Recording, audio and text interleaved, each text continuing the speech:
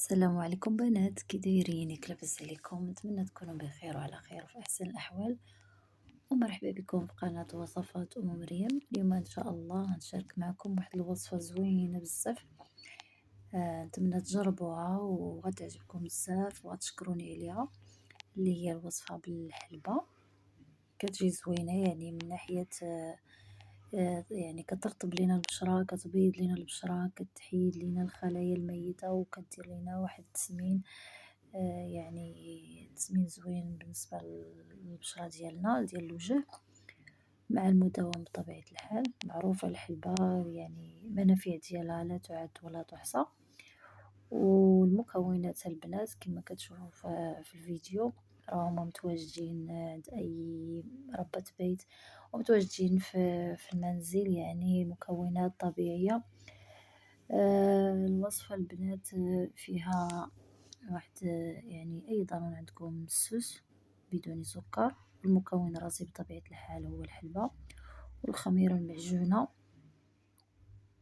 وعندي الحليب ضروري يكون دافئ شوية.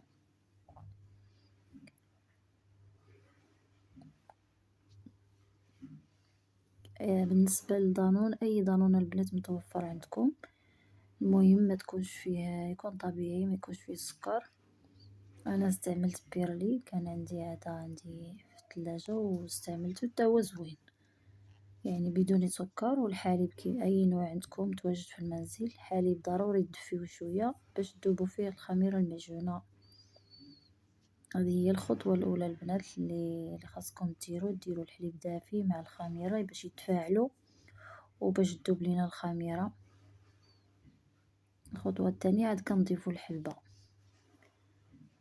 ضروري يكون دافي شوية باش تتفاعل لينا الخميرة مع الحليب، وكذلك حتى الحلبة ملي كتكون في حليب دافي كتفاعل المكونات ديالها، كتطلق المنافع ديالها. ومن بعد نضيف المكون الرابع اللي هو دانون، والمكون الخامس اللي هو عسل. يعني انا استعملت عسل البرتقال طبيعي، هذا النوع جيد جدا، نوعية جيدة ديال العسل ماشي ديال السكر، وزوين بزاف البنات للبشرة ديال الوجه. يعني قاع هاد المكونات راه كيجددوا لينا الخلايا ديال البشرة ديال الوجه، وكيقوموا لينا بالتبييض، وكيحيدوا لينا الاسمرار، يعني بزاف ديال المنافع، وكيحاربوا لينا التجاعيد.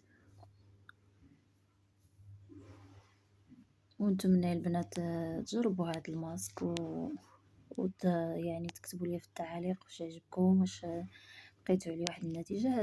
هذا هو الشكل النهائي ديال الماسك. ملي خلطته كنخليه واحد 5 ديال الدقائق. نزيدكم واحد المعلومه، هو راه كيشرب الحلبه، كتشرب لينا، يعني الا بان لكم الخليط مجموع شويه ممكن نضيفوا الحليب. انا خليت هنا شويه الحليب كنضيفه في الاخر. وبالنسبه للطريقه ديال الاستعمال، البشره خص تكون نظيفه، يعني ما تبقوهش على وجه يكون متسخ، ديروا على بشرة ديال الوجه تكون نظيفه بزاف، وتبقوه من 15 حتى ل 20 دقيقه. ملي كديري 5 دقائق الاولين كتقومي يعني بمساج دائري على الخدود، وكتخليه تقريبا واحد 15 دقيقه. من بعد كتغسليه يعني بالماء فاتر دافي. وهذا ما كان البنات، ورمضانكم مبارك. انا حبيت نشارك معكم هذه الوصفه، يعني غتحتاجوها العيد ان شاء الله. وبالنسبه للعنايه بالبشره ممكن تستعملوها في طول ايام رمضان. هذا ما كان البنات، ودابا غنقول لكم السلام عليكم الى الفيديو القادم ان شاء الله.